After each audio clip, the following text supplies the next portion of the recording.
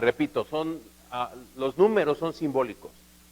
La idea de los 1000 años viene de aquella idea judía de hace muchos siglos, en que el mundo tenía una historia de 7 días en base a la Biblia, a la creación. Entonces, cada día eran 1000 años. Entonces, cuando iba a llegar el séptimo día, los últimos 1000 años, de ahí viene la idea, como una especie de anuncio escatológico. O sea, el atar a Satanás está hablando del tiempo final, los últimos 1000 años.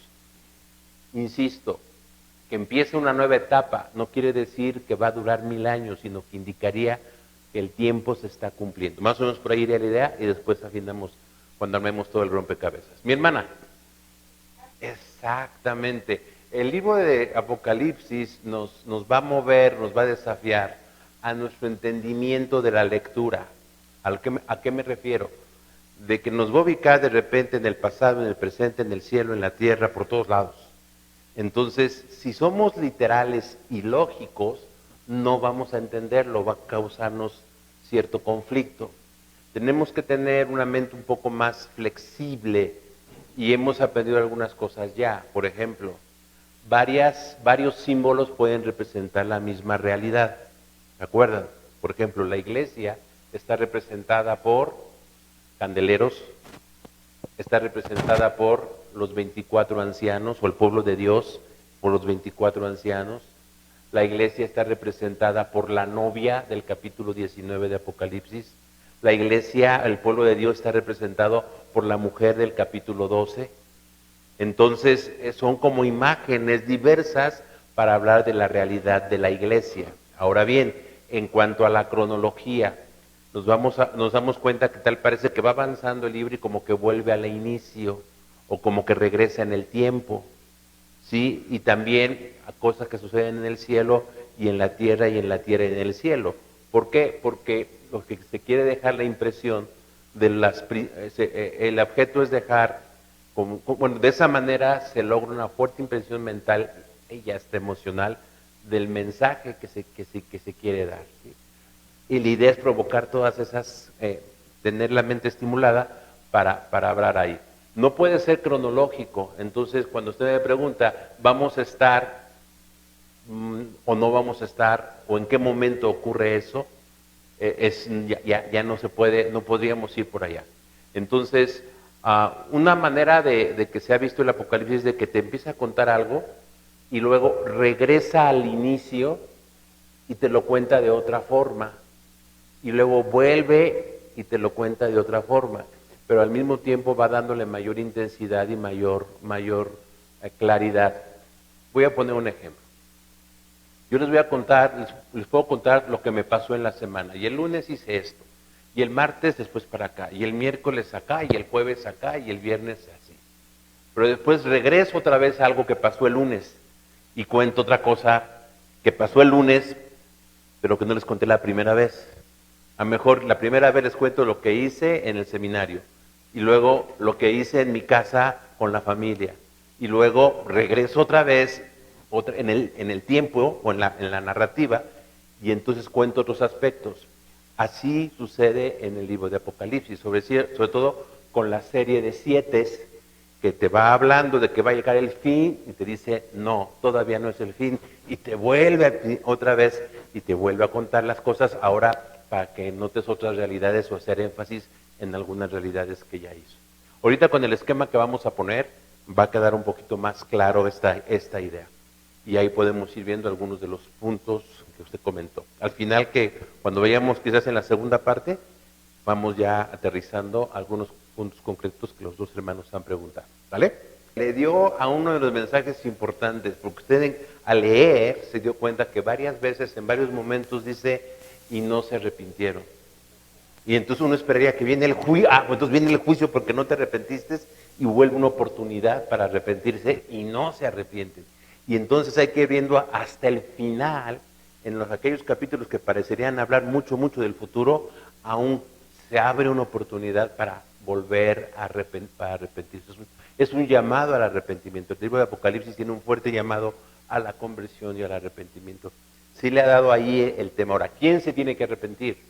Bueno, nosotros como iglesia, acuérdense que en el capítulo 7 se llama el arrepentimiento a la iglesia varias veces, en la primera serie de 7. Y en las otras series de 7 se llama el arrepentimiento a los incrédulos. Y entonces sí es un mensaje que sobre todo en los primeros capítulos, que la iglesia se arrepiente porque Jesucristo viene. Y en los capítulos más apocalípticos, por decirlo de alguna manera, Juan está diciendo, lo que estás padeciendo es el testimonio para que esos se arrepientan. Entonces, el sufrimiento que tenían las iglesias primitivas, el objetivo era mostrar el mensaje a los incrédulos para que ellos se arrepienten. Pero también queda claro que no se quieren arrepentir y por eso persiguen más a los cristianos. Por eso hay más presión sobre la iglesia. Pero sí, hermana, ese es uno de los importantes temas y usted lo detectó. En verdad, eso muestra precisamente lo que decía hace unos minutos, que sí estamos leyendo y estamos dándonos cuenta, tomando en cuenta estos detalles. ¿Vale? ¿Alguien más tiene alguna otra pregunta, mis hermanos? Sí, mi hermana, adelante.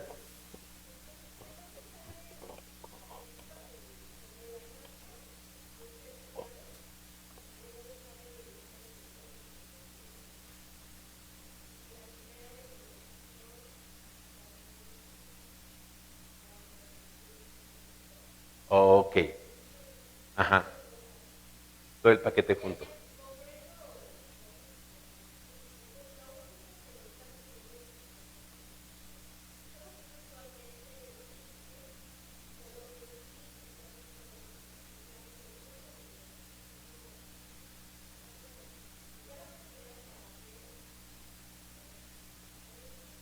Ok, la cuestión del sello. El sello simbolizaba protección y también se simbolizaba identidad.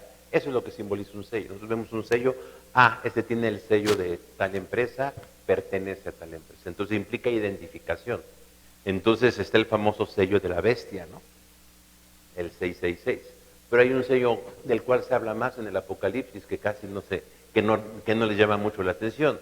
Los 144,000 sellados, que son los que siguen al Cordero. Entonces, o eres sellado del Cordero, o eres sellado de la bestia. Entonces está la oportunidad para el ser humano, con cuál sello se va a identificar, con el de la bestia o con el de los 144,000 y los sellos, y el sello del Cordero. Entonces, ahí más o menos explicamos ya lo del sello. El 666, el 6 es número humano, número de hombre. Y entonces es algo que quiere sumar, pero dice no va a llegar nunca al 7. Es una imitación de querer ser como Dios sin poder ser como Dios. Más o menos por ahí va a ir un poco la explicación del 666. Ahorita que aterricemos allá. Y el marco sí es la segunda venida. Y me explico. Desde muy inicio, y esto no tiene que ver tanto con el Apocalipsis, sino con lo que los cristianos pensaban en los primeros años después de la resurrección y la venida del Espíritu Santo, lo que los cristianos pensaban era que pronto iba a regresar Jesucristo como había prometido. De hecho, el apóstol Pablo en Tesalonicenses dice, ¿no?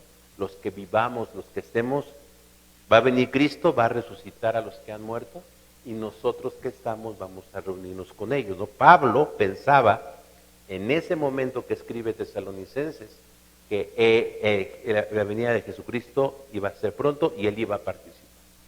¿Pero qué sucedió? Pues que Jesucristo no vino. Entonces, nos damos cuenta, pasando los años en la iglesia de los primeros tiempos, hubo un ajuste en esa creencia. De tal manera que después el apóstol Pablo, cuando escribe Timoteo, ¿qué dice? Le dice a Timoteo, esto encarga a otros hombres que sean fieles para enseñar a otros y para enseñar a otros, porque yo me voy a morir. Él iba a sufrir el martirio. Entonces, Jesucristo no vino cuando pensamos que iba a venir. Tuvo que haber habido un ajuste en el pensamiento sobre la venida de Cristo, ¿sí? Entonces, como eso se llama técnicamente el retraso de la parusía. En la declaración doctrinal, por decirlo de alguna forma, en los primeros años, la declaración doctrinal de la iglesia era Jesucristo viene en esta generación y nos vamos a encontrar con él. Pero pasó el tiempo y eso no sucedió, entonces tuvieron que cambiar la declaración doctrinal.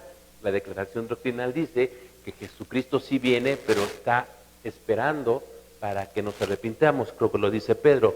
Dios no tiene, no retarda su promesa como algunos dicen, sino que es paciente para arrepentirnos. Noten cómo hubo un cambio en el entendimiento. Y esto a mí me gusta señalarlo, porque si tu teología, tu manera de entender, tus convicciones doctrinales no van madurando, no van ajustándose, entonces nos quedamos estancados en una sola manera de entender, de interpretar la Biblia. ¿Sí me explico? Y puede sonar medio hereje esto, yo lo sé, al fin que ya no voy a ser director, pero podríamos, entonces, hermano, nuestras creencias que tenemos ahorita las podremos cambiar o tendremos que cambiarlas después. Y entonces, ¿qué pasa con lo que creímos, no? Nos crea este conflicto. Entonces, ese es un conflicto que ustedes tienen que resolver, cada uno de nosotros, la verdad. Lo que yo sí noto en la Biblia es de que el apóstol Pablo pensaba diferente en un momento y después pensaba diferente. Entonces, hubo una madurez, yo lo llamo así. Y si eso implica cambiar, está bien, yo no sé, pero tiene que haber un desarrollo de nuestro entendimiento. Vaya pues, si ahora nuestro aprecio por Dios, por Jesucristo, por la salvación, por nuestra propia vida, el entendimiento y la explicación que damos a todo ello, es la misma que yo tenía cuando acabé de convertirme, entonces no he crecido, me he quedado allá. ¿Sí me explico? Entonces sí tenemos que comprender esta dinámica en nuestro entendimiento. Sencillamente, ¿por qué? Porque nosotros no podemos comprender totalmente todo ni interpretarlo todo hasta tener la interpretación última o plena. No se puede. ¿Por qué? Porque entonces seríamos Dios. ¿Sí me explico? Siempre nuestra apreciación va a ser parcial y siempre va a ser, tiene que ir creciendo. ¿Sí? Sí, mi hermano.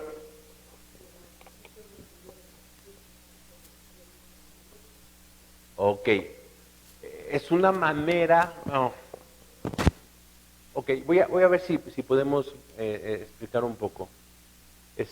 Todos han leído quizá, o visto al menos ya en la película, las Crónicas de Narnia, ¿no?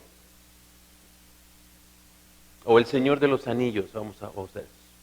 O sea, son formas para hablar de un mensaje. Los 777, las imágenes, los símbolos, es la envoltura en la que viene el mensaje. ¿Ok? Entonces, el número 7 tiene significado de la perfección que Dios produce, es el número de Dios, ¿no? 7 días de la creación, un número completo, divino, 7 notas musicales, etcétera. Entonces, se escoge ese número por el profundo simbolismo que está relacionado con Dios. Entonces, 7, Dios habla, hace cosas por 7 ocasiones, ¿no? A 7 iglesias, a 7 sellos, 7 copas, 7 imágenes místicas, etcétera. Entonces, significa que esto es pleno y completo, pero hay varios 7. Y entonces, en vez de poner los 7 así, ponlos así, 7, 7, 7, 7. Y te está contando lo mismo en 4 o 5 maneras diferentes. La historia de la iglesia, lo que implica la iglesia, luego los 7 sellos y luego las 7 copas, 7 sellos, 7 trompetas, que van a ir describiendo la acción de Dios en la historia. Y luego 7 señales místicas, no se dice 7, pero uno las cuenta y parece sí que fue un acomodo de 7 cosas, y te lo vamos a ver. Y luego la parte final, es como lo que les decía. Dios en Apocalipsis te va a contar la realidad de la iglesia a través de la historia. Y te lo cuenta con las 7 iglesias. Y luego, estas 7 iglesias que representan a toda la iglesia de todos los tiempos, viven en una historia en el mundo y te la va a contar con los 7 sellos. Y te dice, y hoy te lo vamos a explicar, qué sucede mientras tenemos esto. Luego, acaban los 7 sellos y dices, ya, se acabó, tiene que venir el fin. Y dice, no, te cuento 7 trompetas. Y entonces viene esto otra vez, ¿no? Entonces, ¿por qué me vuelves a contar? Porque, para empezar, tú tienes que reconocer muchas otras realidades en tu historia, pero también es la manera en que estoy dando oportunidad para que se arrepientan. Y vienen las 7 trompetas. Y puedes decir, ya por fin, capítulo 11, la parte final. Pero no, se abre un paréntesis y te viene la mujer, el dragón, la bestia, como que se pone más emocionante, ¿no? Y acaba en esa parte y luego viene la séptima, las 7 copas. Ah, las últimas copas de la gran ira de Dios. Ah, ahora sí nos va a contar el final, ¿no? Y termina las 7 copas y ¡pum! Te pone una mujer sobre un dragón y luego la caída de la Gran Babilonia, esa capítulo 18, donde está incendiándose Roma, se entiende que es Roma, que representa a la sociedad contra Dios, y acaba el juicio con Roma y después vienen las bodas del Cordero, capítulo 19. Entonces, como que se enciman las imágenes. Y luego ya viene, pues que el dragón del capítulo 12, que era el que estaba causando todo el problema, pues ¿qué pasa con ese dragón? Ah, pues mira, ha sido encadenado. Y entonces ya viene el momento de la resurrección, como que esa parte, como que sí parecería ya la parte final, pero vamos a ver si fue la parte final. Esto es lo que vamos a revisar ahorita, ¿sí? Esa es la razón de los 777, para darle dramatismo. Hagas de cuenta que estás viendo El Señor de los Anillos, así igualito, ¿no? Estás avanzando. Allá mi hermana y luego acá mi hermano. Sí, mi hermana.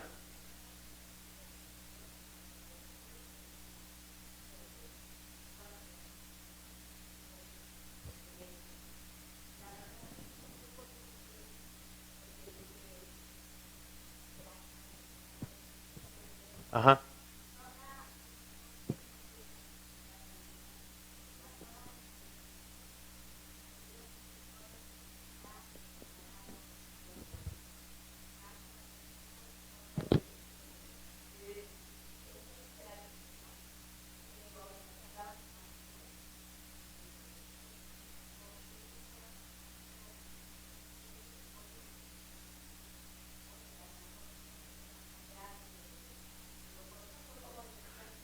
Sí es tan bonito el sol, ¿no? Sí es tan bonito el sol y la luna y la creación. Ajá.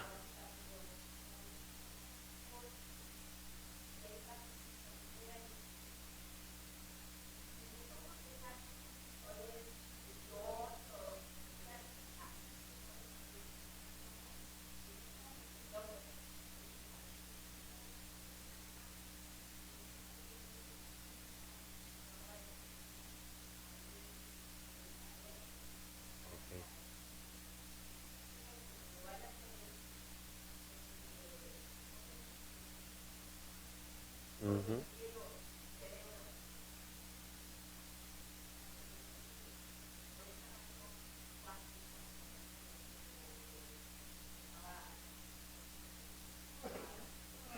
¿Qué función hace el sol literalmente hablando y la luna? Y nos dan vida, tiene que ver con eso. Entonces, simbólicamente, pues, no requerimos del sol entre comillas, es la parte ahí donde del símbolo pasas a la realidad, porque Dios es el que va a alumbrar siempre nuestro día. Ahora, mi pregunta es, ¿cuándo ocurre este alumbramiento? Pues cuando conocemos al Señor. Entonces, ¿ese es futuro o es presente? ¿Es ya o todavía no? Y todavía no también. La plenitud de eso aún no llega, pero ya. Hay una frase muy común en teología del Nuevo Testamento que es el ya y el todavía no. ¿Sí? La Biblia presenta muchas veces la salvación en Cristo como algo ya ocurrido, algo que ya vivimos, pero también como algo que es promesa. Dice el apóstol Pablo ahí en el capítulo 13 de Romanos, si no mal recuerdo, dice, porque cada vez estamos más cerca de nuestra salvación que cuando creímos. A ver, ¿ya somos salvos o no somos salvos? Sí, ya, pero todavía no llega, digamos, la plenitud de esa salvación. ¿Ok? Esto se compara con un evento histórico del siglo XX. Seguramente los que tenemos a cierta edad y nos gusta un poco la historia, ¿sí recuerdan cuál es el día D en la Segunda Guerra Mundial? El día del desembarco de Normandía. ¿sí? Ya cuando acaba todo, se dieron cuenta que ese día fue clave. El día que desembarcaron los aliados en Francia, ese día se ganó la guerra. Lo demás era solamente esperar las consecuencias de eso. En cierta manera, y capítulo 5 lo dice claramente en Apocalipsis, el día determinante cuando Dios en Cristo resuelve el enigma de la humanidad fue en la cruz y en la resurrección. Ese es el día D. Todo lo demás es esperar la consumación de ese tiempo. ¿Qué pasó en Normandía? Pues hubo batallas, hubo gente que se moría, hubo bombardeos, pero, y al final la bomba atómica, ¿no? Y se acaba. Pero la clave fue el desembarco de Normandía. Entonces ya, pero todavía no. Y entonces habría que matizar, sí, en algunos aspectos de la Biblia, del Apocalipsis, como parte de la Biblia, especial del Nuevo Testamento, más bien es del Nuevo Testamento esto. En el Apocalipsis, como en el Nuevo Testamento en general, a veces algunos pasajes enfatizan el ya y otros el todavía no. Habría que ver cuál es cuál. Sí, mi hermano, leo acá mi hermano. Entonces, una pregunta. 0.143, ellos no mencionan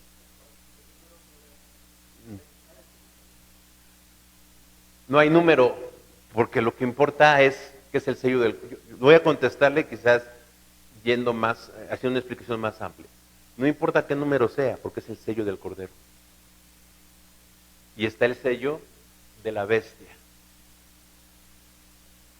Ok, ahora, trayendo otros pasajes de otras partes de la Biblia, bueno, se compara, es el Espíritu Santo. Aunque dentro del Apocalipsis no es el Espíritu Santo, sino es la identificación que tienes con el Cordero o con la bestia. ¿Sí? No es que sea un número preciso, y entonces habría que ver si aquí tengo el número, donde Dios me dio mi número, ¿no? La película de la profecía, ¿no? Que el chavito tenía el número 66 aquí atrás de la oreja, ¿no? Entonces, no podemos ir a esa literalidad porque perdemos el sentido, ¿no? Es una realidad espiritual. ¿Con quién nos identificamos? Cristo nos protege, pero también implica una identificación. Hay que recordar que en el capítulo 7, estos sellados es porque no van a cometer idolatría y son los protegidos. ¿Sí? Vamos a leer y vamos a ahí, ya me arranco con la explicación. Bueno, vamos a, ¿sí me van poniendo la presentación? Por favor, le damos clic para verla ahí. Es un diagrama, no son imágenes, son flechas y letras que quiero que vayamos revisando. Al principio hay una introducción apocalíptica, capítulo 1 del 1 al 3, ya la vimos.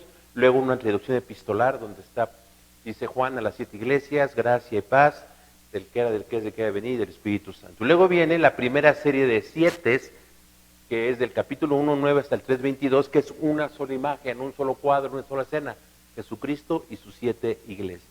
Le damos clic, entonces aparece los mensajes que ya hemos visto, el arrepentimiento, todo lo que aparece de la damos.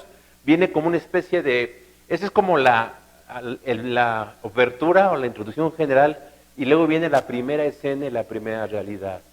Dios es soberano y el Cordero es el Salvador del mundo. Esas son dos verdades que antes de empezar a explicar lo que está pasando en la historia y los sufrimientos, Juan quiere dejar muy, muy claro. Dios manda y Jesucristo es el Salvador y el que tiene el control de la historia, porque acuérdense que había un rollo que nadie podía leer, que nadie podía abrir, y es el Cordero que toma el rollo. Entonces, ¿qué estamos esperando? Pues que abra el rollo, ¿no? Para que nos explique el rollo de nuestra vida, el rollo de la historia, que sabemos que está en las manos del Señor, eso me queda claro, pero explícame por qué está sucediendo, cuál es la razón y cuál es el objetivo de que mi vida esté en un rollo y que esté sufriendo. Explícame, esa es la idea del rollo sellado. Y entonces el Cordero, ¿qué va a empezar a hacer? A empezar a destapar el rollo. Entonces viene el primer sello, los 7 primeros sellos. Primeros 4 sellos hablábamos de que significan lo mismo: guerra y la ambición. La ambición humana, caballo blanco; trae guerra, trae desconformidad y todo lo demás. Y luego en el quinto sello viene lo que está pasando con los creyentes, mientras el mundo va en su ambición de tener todo, los creyentes sufren. Por eso dice sello 5, las almas del alma. Y viene el sello 6 que anuncia las catástrofes cósmicas que señalan el pronto juicio de Dios. Y entonces allá en el 6, en la parte final, dice, versículo 16, todos gritaban a las montañas, a las peñas, caigan sobre nosotros y escóndanos de la mirada, del que está sentado en el trono y de la ira del cordero. Comentábamos que esto es algo paradójico, un cordero iracundo. Esas imágenes chocan. Un cordero lo ves como manso, humilde, sencillo, y hablamos de que así es Jesucristo, pero aquí está la ira del cordero, y dice alguien que es la ira del amor de Dios, ¿no? Tratando de mezclar. Y dice, porque ha llegado el gran día del castigo, y ¿quién podrá mantenerse en pie? Y viene entonces la respuesta, un interludio, le damos clic por favor, que va a explicar quiénes son los que pueden mantenerse en pie. Son los 144,000, ya habíamos comentado eso. Ahora, en el Antiguo Testamento, esto está basado en una imagen de Ezequiel, en la cual un ángel va a sellar a los que no son idólatras del pueblo de Dios, porque viene el juicio para los idólatras. Entonces son los que van a resistir la ira del Cordero. Y están representados por los 144,000, descartada la tribu de Efraín, habíamos comentado, y la tribu de Dan, que eran las tribus del norte más idólatras. Se incluye a la tribu de Leví, que no se incluye en las listas, y aparece la tribu de José, eso ya lo vimos la vez pasada, ¿no? Es para completar el número 12, porque si no, no le sale el número simbólico, ¿sí me explico? ¿Mandé? Exactamente, checaría, pero no le cuadra, exacto. Entonces, y luego viene otro aspecto que no te lo puede contar con los 144,000, porque dice, son de la tribu de hijos, como si fueran un pueblo reducido, pero hay que recordar que Juan nunca ve a los 144,000, solo oye de 144,000, y cuando voltea para ver, él esperaba encontrar 144,000 y no, ve una gran multitud, la misma realidad representada con dos formas. Entonces, 144,000 y gran multitud representa al pueblo de Dios rescatado por el Señor.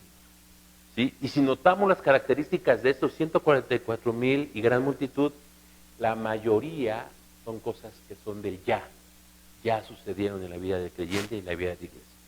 Y entonces, ¿qué esperamos? El séptimo sello, y entonces ya va a venir el fin. Pero lo que sucede es que viene la serie de 7 trompetas. ¿Ok? Entonces, aquí, de manera también natural, las primeras 4 trompetas, tienen las mismas características que el sexto sello. Las primeras 4 trompetas son catástrofes cósmicas, y el sexto sello son catástrofes cósmicas. Entonces, vamos a tratar aquí de mirar. Acá me voy a poner, me voy hasta acá, porque aquí lo puedo yo señalar. Los 4 sellos son catástrofes cósmicas y están acá puestas. También la sexta trompeta son catástrofes cósmicas. ¿Ok? Seguimos avanzando y vemos que las primeras 4 trompetas, perdón, al revés, perdón. Las 4 primeras trompetas son catástrofes cósmicas y corresponden al sexto sello, donde también son catástrofes cósmicas. Si leemos eso allá, no perdemos ahorita mucho el tiempo en leer todos los versículos, pero si pones atención, las primeras 4 trompetas describen catástrofes cósmicas, como describieron catástrofes cósmicas el sexto sello. Y luego, la quinta trompeta es un grupo de no creyentes, y sí quisiera que lo leyéramos, capítulo 9, tocó el quinto ángel su trompeta, y es muy grande la descripción, ¿te das cuenta? Los primeros 4 trompetas se fueron muy rápido, pero la quinta trompeta como que quiere describir más. Y dice que había caído del cielo a la tierra una estrella, a la cual se le entregó la llave del pozo del abismo, lo abrió y del pozo subió una humareda, como la de un horno gigante, y la humareda oscureció el sol y el aire. De la humareda descendieron langostas sobre la tierra, y se les dio poder como el que tienen los escorpiones en la tierra. Se les ordenó que no dañaran la hierba de la tierra, ni ninguna planta, ni ningún árbol, sino solo a las personas que ¿qué? Que no llevaran en la frente el sello de Dios. Es decir, ¿estos van a atacar a los 144,000? No. ¿Van a atacar a la gran multitud? Tampoco. ¿A quién van a atacar? A los que no están identificados con Cristo y con el pueblo de Dios, ¿no? A los que no llevan en la frente el sello de Dios. No se les dio permiso para matarlos. O sea, nada más los va a hacer sufrir. Dice, sino solo torturarlas durante 5 meses. Su tormento es como lo que produce por la picadura de un escorpión. En aquellos días la gente buscará la muerte, pero no la encontrará. Desearán morir, pero la muerte huirá de ellos. Y luego ya describe cómo eran las langostas, como para dar algunos toques ahí. Entonces, aquí son creyentes o no creyentes. No creyentes. Ahora, recuerda que hay en el quinto sello. En el quinto sello son almas bajo el altar y esos son creyentes. Entonces, mientras que el quinto sello te representa lo que pasa con los cristianos cuando se desarrolla esa historia de la humanidad, la quinta trompeta te dice lo que pasa con los incrédulos cuando todo eso está pasando. Ahora, no los mata, pero los atormenta. ¿Qué te atormenta y nunca te mata?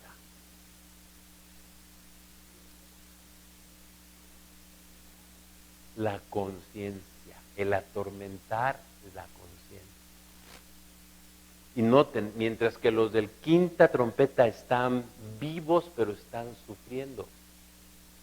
Los del quinto sello están muertos, pero están descansando. Los del quinta trompeta quisieran morirse, pero no pueden, no se les concede. Quisieran estar como los del quinto sello, muertos, ¿no? Eran creyentes muertos que representaba a los creyentes que sufrieron el martirio y están descansando. Si notamos cómo esta plasticidad de la imagen de este gran cuadro, por eso está puesto así. Entonces, seguimos acá, déjenme regreso nomás para poder señalar. ¿Y qué sucede en la séptima trompeta? Guerra. Se prepara una guerra, ¿no? Lo mismo que los primeros 4 sellos. Entonces, esto, técnicamente hablando, se llama quiasmo literario. Este es otro aspecto más de índole para la hermenéutica, el aspecto literario. Muchos pasajes en la Biblia, muchas partes en la Biblia tienen una estructura literaria quiásmica. ¿A qué se refiere? Se habla de un punto, el punto A, el punto B, el punto C, el punto D, y luego se habla del punto D', C', B' y A'.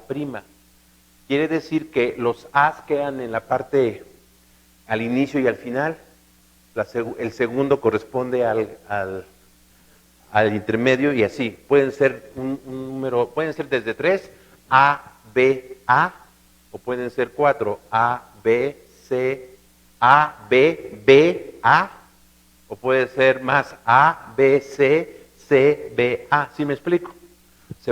Pueden ser palabras a veces, pueden ser ideas, y aquí entonces observamos si hay esta simetría. ¿Qué quiere decir? La parte central. Dicho de otra forma, acuérdense que se empezaron a abrir los sellos, ¿no? Se abre el primer sello y nos empieza a contar la historia de la humanidad. El hombre siempre ha querido tener más, ha traído guerra, confusión y además se mueren los fieles. Y como se mueren los fieles, entonces Dios va a venir con su juicio. Séptimo sello. Y decimos, ya viene el juicio. voy a contar el inicio. Sí, las catástrofes cósmicas son llamadas de Dios para arrepentirnos, pero los incrédulos, quinta trompeta, solamente sufren y no se arrepienten, y su conciencia los acusa, no se pueden morir, y además sigue la ambición y sigue la guerra. ¿Sí me explico?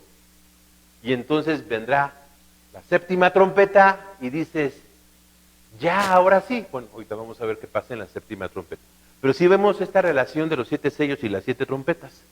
Y en medio, en una especie de paréntesis, te dice que Dios va a cuidar a los suyos y que en todo este proceso se va a producir una gran multitud. Y aquí hay un fuerte llamado a las misiones.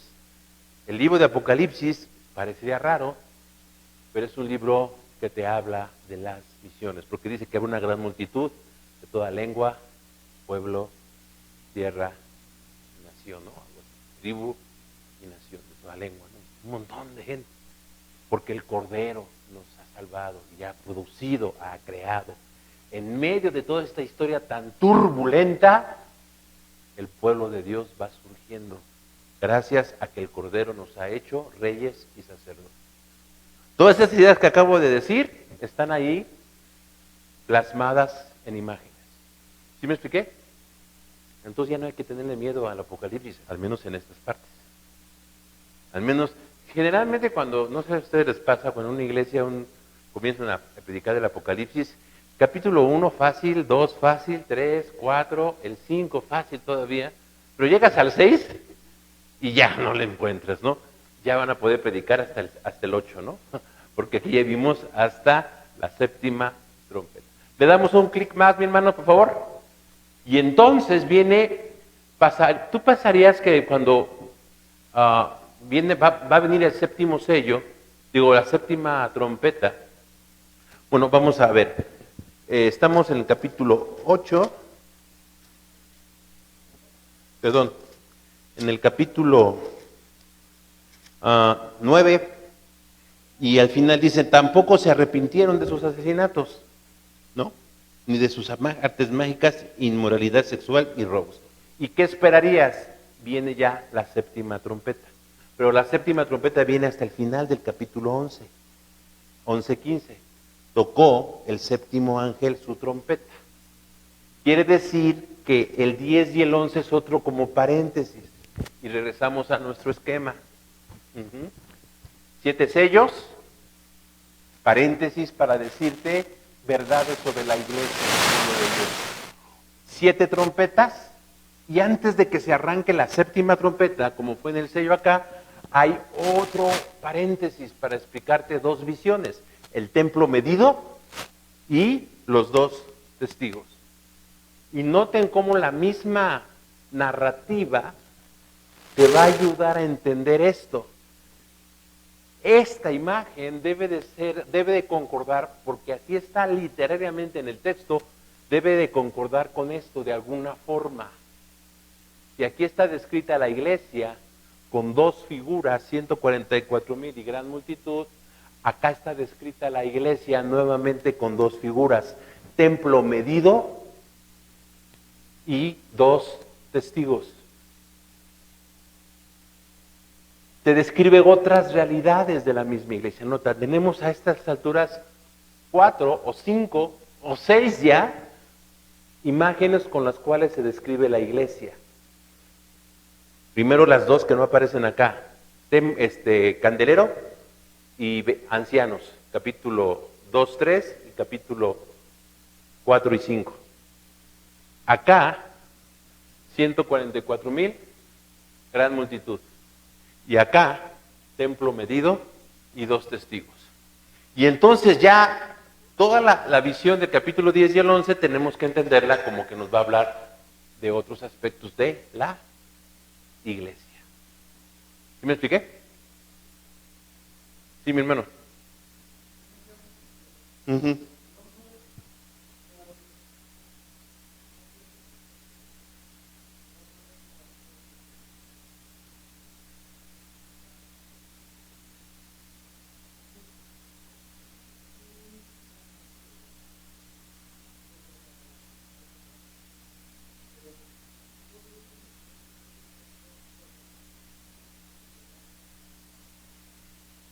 Ok, voy a tratar de reajustar, permítame con todo respeto, reajustar un poco lo que usted me está diciendo, ¿ok?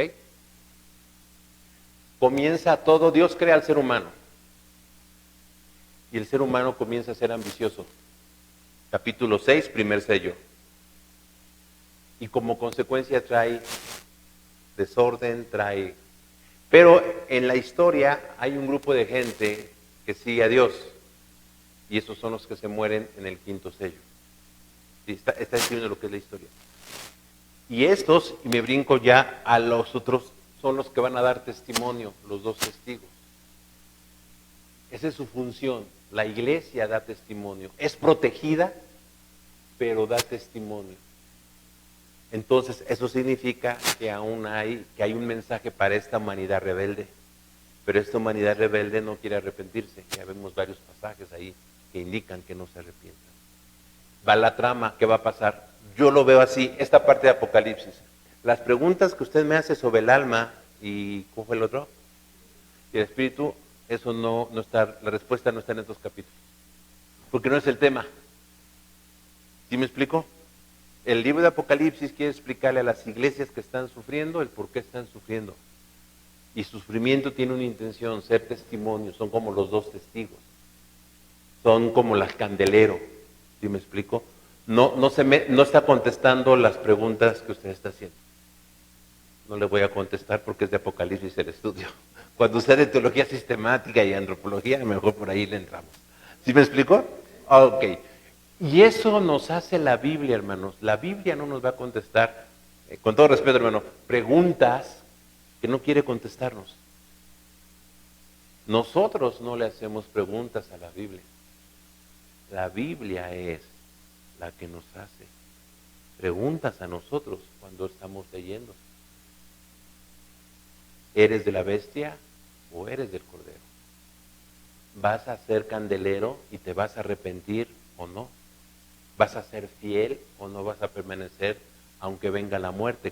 Capítulo 2, 20 de Apocalipsis, ¿no? Sé fiel hasta la muerte y te daré la corona de la vida. Mi hermana.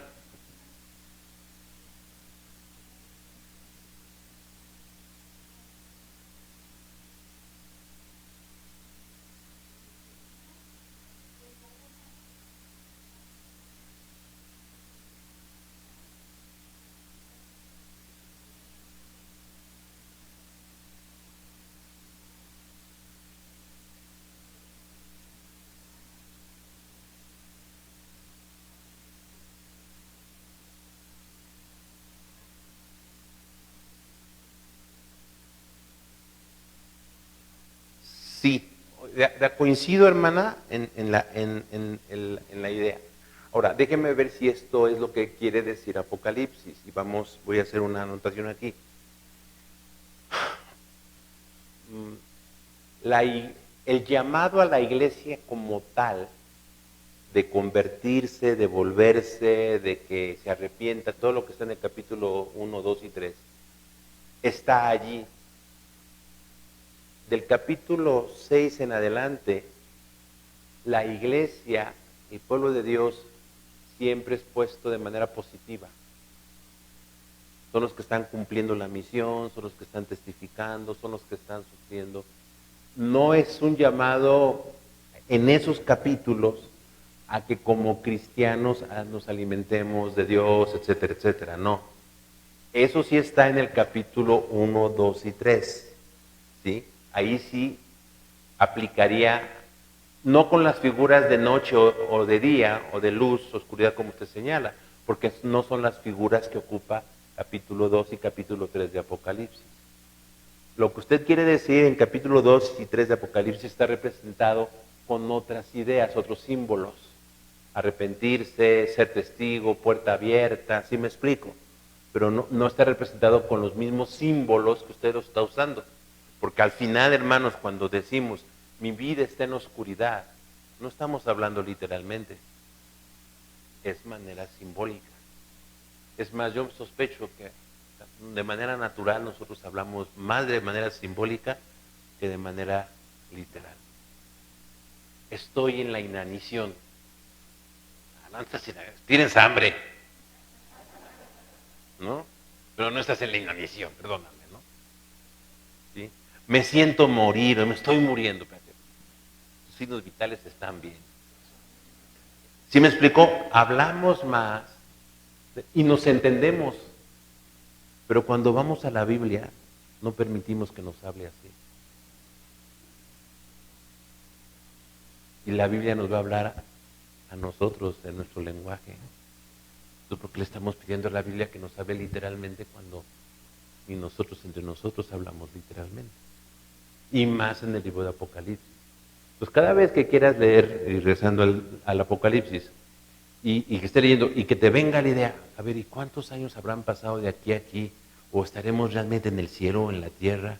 ¿O quiere decir que ya no va a haber el sol? Cámbiale el switch. Es metafórico o simbólico.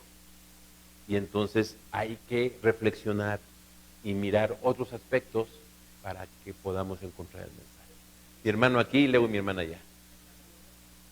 Claro. Ahora, tiene su trasfondo en el Antiguo Testamento. Hay que recordar que son las plagas varias. Está muy relacionado con el Éxodo. Ahora, cada vez que venía una plaga del Éxodo, era más intensa, más intensa, más intensa. ¿Y qué anunciaba? La salvación, la liberación. Pues lo mismo aquí. Las catástrofes son cada vez más intensas, más intensas, más intensas. Y entonces, por lo tanto, estamos más expectantes para que nos diga, ya viene la salvación o ya viene el juicio. Y oh sorpresa, nos mete a otra historia o nos repite la historia con otras imágenes todavía más intensas. Y eso, yo sí creo que eso quiso Juan que hiciéramos, o que hicieran los que leyeron de primera vez el Apocalipsis, porque conocían las historias del Éxodo. Entonces, inmediatamente identifican, está haciendo referencia al Éxodo. Entonces sí se puede hacer esa mecánica de reflexión en que a ver qué significaba eso en el Éxodo y me puede ilustrar o alumbrar acá ahora. Entonces, rápidamente, templo medido, protección, no vamos a entrar ahí muchos detalles. Al mismo tiempo habla de que una parte del templo es medida y otra parte del templo no, que la pisotean los gentiles. Ahora, los gentiles no son los gentiles en el sentido étnico, sino son los no creyentes. El templo es la iglesia, el atrio es la iglesia, pero esta parte de la iglesia sí la pisan los gentiles. Y es el sufrimiento que tienen los gentiles. Ahora, la enseñanza ahí es, el sufrimiento de la iglesia es el camino para que los gentiles entren al templo. Es decir, el martirio de la iglesia es la ruta por la cual los gentiles se van a arrepentir y se van a encontrar con Dios. Así es de que una de las razones de nuestros sufrimientos, aún en manos de los no creyentes, es para que esos no creyentes se conviertan y se vuelvan a Cristo. Tú dices si quieres ser iglesia, ¿no? Porque eso significa ser identificados con el Cordero. Y los dos testigos es la misma iglesia predicando, que mueren y son muy poderosos, ¿no? Porque mandan traer fuego del cielo y toda la cosa, pero nadie se convierte. Hasta que ellos se mueren, varios dan gloria a Dios. El propósito entonces de la iglesia es solamente testificar y el Señor hará la salvación de los incrédulos como hicieron. Me comentaron, hermana, y entramos en la segunda parte, ahí al final, a las 5 para las 11, les voy a decir qué pasa con él. 5 para las 11 acabamos, ¿no? Sí, sí. La trompeta número 7 suena hasta el final del capítulo 11. Así como el sexto sello se abrió hasta después del capítulo 7, el séptimo sello se abre después de las 144,000 y la gran multitud. La séptima trompeta suena después de los dos testigos. Y se prepara todo un escenario. De hecho, se describe de una manera así, ¿no? Y se tocó la séptima trompeta y prepara todo el escenario como para decir, ya te vamos a contar el final. Y te pone, ahora sí le damos, una serie de imágenes del capítulo 12 al 14, que algunos contabilizan 7 señales. El texto no dice, van 7 señales, no es claro, como fueron las 7 trompetas o los 7 sellos o las 7 iglesias. Pero si uno cuenta, algunos que han contado, ven esas 7 grandes señales. Mujer celestial representa al pueblo de Dios de todos los tiempos, que siempre ha querido traer al Mesías prometido, Antiguo Testamento Israel, Nuevo Testamento Iglesia. Cada generación, el pueblo de Dios sufre como una mujer sufre cuando tiene un niño, así para traer al Mesías, la iglesia sufre. Y esa es su labor, en su sufrimiento anuncia el Evangelio. Pero para este nacimiento, esta venida de Cristo, venida de la salvación, venida del Mesías, pues hay alguien que no quiere que nazca, hay alguien que no quiere que venga. Y es el dragón, que parece que se va a comer al niño, pero no se lo come, porque el niño inmediatamente que nace es llevado al cielo y va a reinar allá. Ahí está de manera sintetizada la venida de Cristo, su ministerio, su muerte y su resurrección y su entronación. Ya está la salvación. Y como el dragón no pudo comerse al niño, ¿contra quién se va? Contra la mujer, contra la iglesia, contra el pueblo de Dios. Y entonces, para esto, el dragón no va solito, siempre va en montón, es un montonero. Va a buscar quien le ayude y aparece la primer bestia, capítulo 13. Tal parece como que si la bestia hubiese sido llamada por el dragón para perseguir a la mujer, porque en el capítulo 12, cuando el dragón está persiguiendo a la mujer, no puede alcanzarla, ¿no? Porque vienen se les dan alas de águila a la mujer para que huya, y se enoja el dragón que avienta eso es paradójico, ¿no? Un dragón que no echa fuego, un dragón que echa agua, ¿no? Para ahogar. Noten aún el humor de la imagen, ¿no? Y parece que el agua se va a acabar a la mujer y la va a inundar y se abre la tierra y se traga el agua, ¿no? Por más que el dragón quiera a lo largo de la historia acabar con la iglesia va a permanecer. Y entonces se enoja tanto el dragón que tiene que llamar a sus cuates a la bestia primera, que se parece mucho a él porque tiene 7 cuernos y 7 cabezas, 10 cabezas y 7 cuernos, ¿no? Es muy identificado. Y esta primer bestia, en el contexto de los libros de Apocalipsis, es el emperador romano, o Roma. Es el poder civil o el gobierno que oprime y que quiere todo para sí.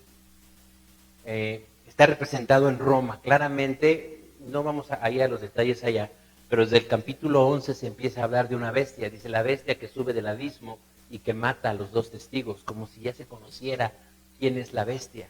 O sea, la bestia aparece en el Apocalipsis como alguien que es conocido por los lectores. Es como si estamos hablando y yo les digo del mucha orejas o del mucha orejas, ¿no? Todos sabemos quién es el mucha orejas, ¿no? Entonces, no hay que explicarlo. Entonces, cuando los lectores del Apocalipsis ven la bestia que sube del abismo, saben que es Domiciano, el emperador Domiciano o el emperador romano. Entonces, esta bestia es, digamos, uno de los secuaces que le va a ayudar a perseguir a la iglesia. Y hay que recordar que el Imperio Romano, aunque fue más la persecución del Imperio Romano en el siglo II y III, pero sí en el contexto de la Iglesia de Asia Menor, los romanos perseguían a los cristianos por no reconocer que el emperador era Dios, ¿no? César, el Señor. César es el curio. La idolatría. La iglesia no es idólatra, 144,000. Notan cómo podemos ir relacionando los temas, ¿no? Entonces, entonces esta bestia, para atacar a los cristianos, los sella a los suyos, para que los que no estén sellados, los persiga, ¿no? Aquí dicen los estudiosos que se refiere, allá en el contexto de Apocalipsis, que cuando se presionaba a la gente para que declarara que César era el Señor, se le otorgaba como un certificado, para que entonces dijeran, mira, yo sí ya le dije que César es Señor. Y obviamente quien no lo hacía, pues no se le daba el certificado. Creen que ese es el trasfondo histórico literal, el trasfondo histórico del sello, ¿no? ¿Qué simboliza? La identificación. ¿Quién se identifica con la bestia? ¿Quién se identifica ya en el capítulo 14 con el Cordero? Porque después aparece el Cordero que lo siguen sus sellados. Entonces es el imperio, es la deidificación, el hacer del imperio romano el Dios, ¿no? Y eso creían los antiguos allá. Entonces, es la segunda bestia, capítulo la segunda parte del capítulo 13, es como alguien que le echa porras a la primera bestia, ¿no? Alguien que dice, sí, sí, sí, adoren a la bestia.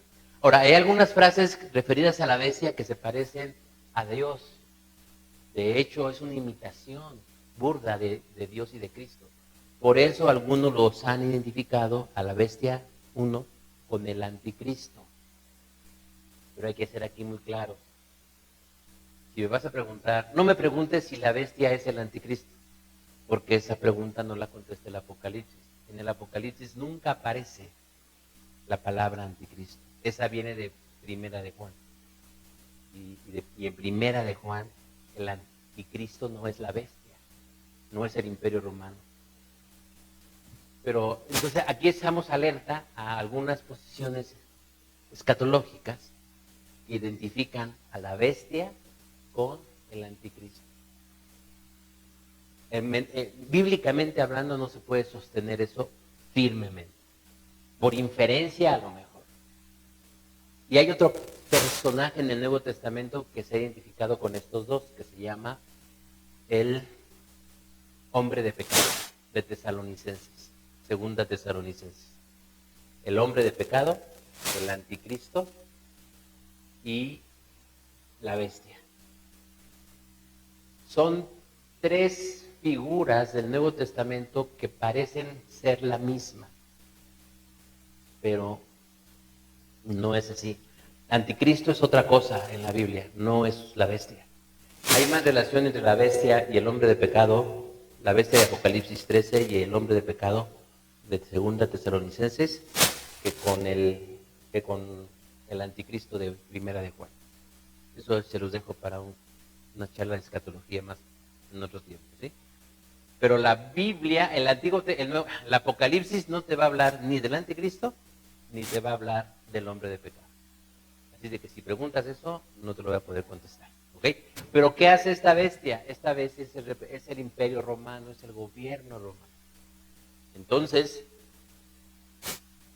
cuando el gobierno romano, cuando el gobierno se ostenta como Dios, el gente no puede seguirle. Y aquí hay mucho para hablar sobre la relación con el Estado. Hay otro capítulo 13 en el Nuevo Testamento que te dice que te ajustes al Estado. Romanos 13. Pero Apocalipsis 13 te dice que si el Estado quiere tomar el lugar de Dios, no podemos ajustarnos a él.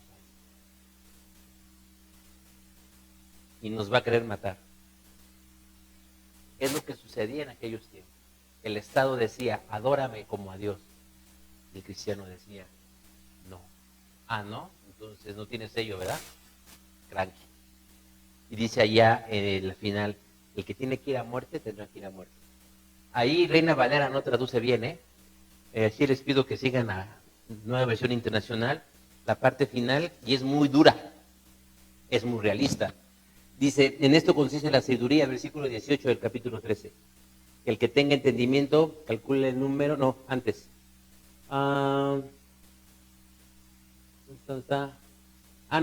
Perdón, versículo 9. El que tenga oídos que oiga. El que deba ser llevado cautivo, a la cautividad irá. El que deba morir a espada, a filo de espada, morirá. Reina Valera no dice así, ¿verdad? Dice completamente diferente, ¿no?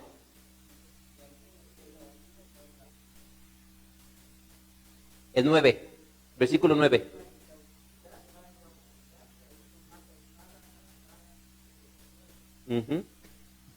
Si tú matas, te van a matar. Eso lo dice Reina Valera. El texto en mejor traducción es, si te van a matar, te van a matar. Si ser cristiano va a implicar que te lleven a cautividad, te van a llevar a cautividad.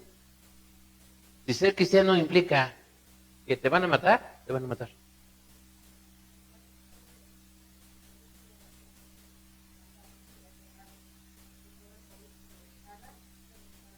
Exactamente.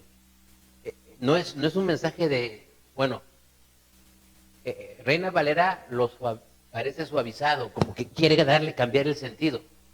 como que tú vas a ser preservado, ¿no? Los que se van a morir son nosotros. No es así. El poder de la bestia es tan grande que nos va a matar. Como mató a los 2 testigos en el capítulo 11.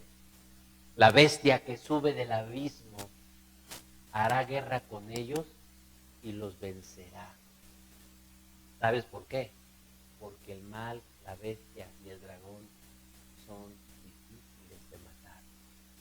El mal es difícil de matar. El mal es muy grande. Les voy a contar una historia de esta semana. Mi esposa trabaja. ¿Está grabándose, verdad? Bueno, y hay mucha corrupción en todos lados. Y la corrupción nos ahoga. El mal, ¿no? Aún con Guardia Nacional. El mal. Más y más, ¿no? Hasta le dijeron allá al presidente, ¿no? Que su gobierno va a ser el que va a tener muchos más. Pues porque así es el mal. Y aunque vengan otros partidos, el mal es muy grande. Y si nos toca morirnos, nos toca morir. Es real. Aunque la bestia y el dragón van a morir o van a ser encarcelados, capítulo 20, la parte allá, pero el mal es mal. Satanás es Satanás, como quieras tú ponerle, ¿no? La corrupción, la maldad. El asunto es de que tanto es que hay gente que opta por ser de la bestia. Ser parte del mal. Y realmente ese es el predicamento de la sociedad en general. ¿De qué lado vas a estar? Porque resulta que quien esperabas que a lo mejor no iba a ser tan malo. Ahora aquí sí hago una aplicación hacia nosotros. ¿Cuántas veces nos comportamos más como bestia? Y seguimos los principios de la bestia en nuestro quehacer eclesiástico. ¿Cuántas veces las iglesias sufrimos o sufren? Porque nosotros los creyentes nos identificamos más con la manera de ser de la bestia. La bestia dice, yo mato para yo obtener lo mío. El que siga al Cordero se deja matar para que el otro se salve. ¿Eres de la bestia o eres del Cordero? Aquí sí hay una llamada ya a nosotros, quizá para los primeros lectores no, pero sí para nosotros, porque el mal es tan grande que hasta ya está en las iglesias. Pero ¿quién fue? Pues aquel que seguía al Cordero prefirió seguir a la bestia. Esa es la llamada de estos capítulos. Y la segunda bestia le echa porras porque es el sustento ideológico o religioso. La segunda bestia representa, en los tiempos que se escribe el Apocalipsis, los sacerdotes que alentaban el culto al emperador. Algunos ven en el dragón, la bestia primera y la bestia segunda, una trinidad, la trinidad satánica. Una burda imitación del Padre, el Hijo y el Espíritu Santo. Porque ¿qué hace el Espíritu Santo? Nos lleva a Cristo a reconocer que Jesús de Nazaret es el Señor y es el Mesías. Justo lo que la segunda bestia hace, decirle a la gente que adore a la primera bestia. Y estos dos son los secuaces del dragón. Entonces todos ellos están persiguiendo ¿a quién?